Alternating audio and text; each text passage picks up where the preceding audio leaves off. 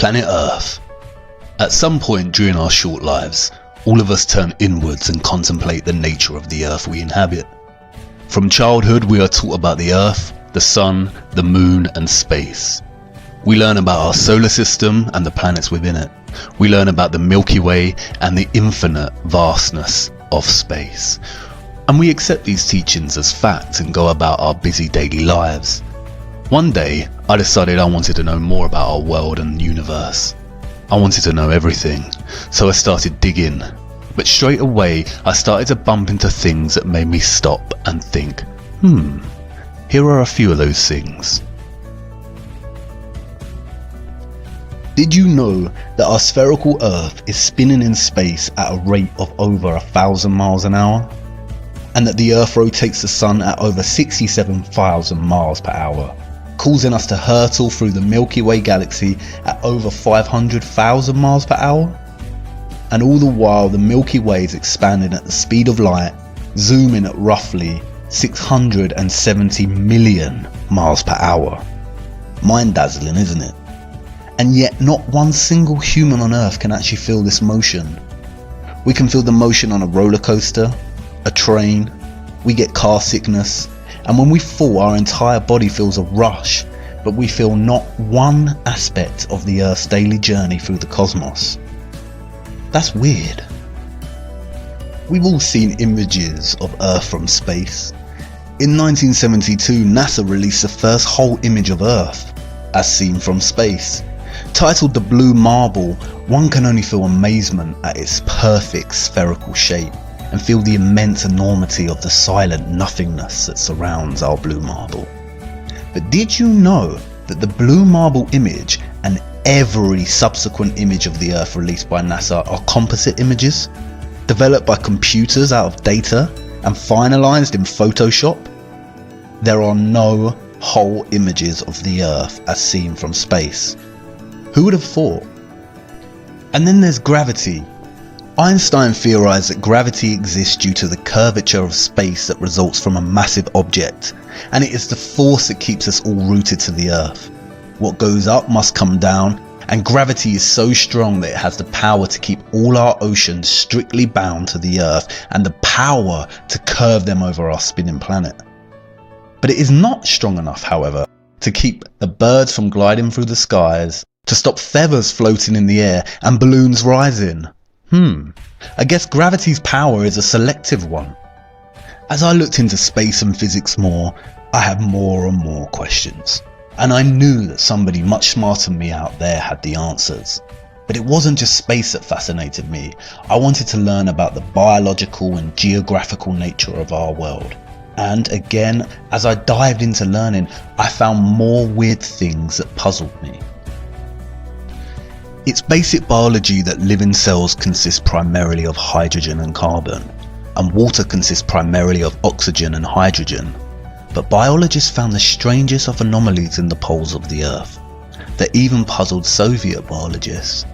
They found an unnatural amount of water frozen in the ice and an unusually high percentage of carbon dioxide in the world's oceans. There is a lot of water, snow and ice on the Earth. Do you know what this anomaly tells us? It tells us of a great worldwide fire in the Earth's history that, biologists have suggested, carried away 99% of the world's biosphere. What really puzzles me is that figure, 99%. That means that everything alive on Earth is now 20,000 times less in volume, and the biochemical mass of all living things is much less than before this huge fire. Wait, what? What did living things look like before that fire? There's no doubt that we could benefit from extensive scientific study in our poles, but did you know that Antarctica is the only continent on Earth that actually belongs to nobody? In 1959, the nations of the world signed the UN treaty ensuring that no country has claim to Antarctica. The treaty prohibits and regulates all global activity on the continent. Wait, come again? Since when has any nation given up their drive to own and exploit any land on Earth? I kept researching, which just opened up question after question, Some things just didn't make sense to me, and it seemed that many pieces of the larger puzzle were missing or just unanswered. And then I stumbled on something so ridiculous and absurd, I did not know whether to laugh or become angry. Meet the Flat Earth Society, a group of like-minded individuals that hypothesize that the Earth is not actually a globe in a vast and evolving universe, but a flat and stationary plane. At first I thought it was a joke, or some kind of vigilant, religious and creationist denial of scientific advancement.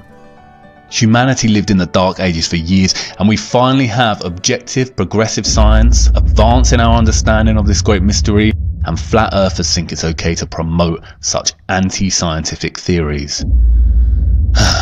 Nonetheless, I thought I'd check it out before dismissing it completely. In fact, I just wanted a good laugh and some entertainment to keep boredom at bay.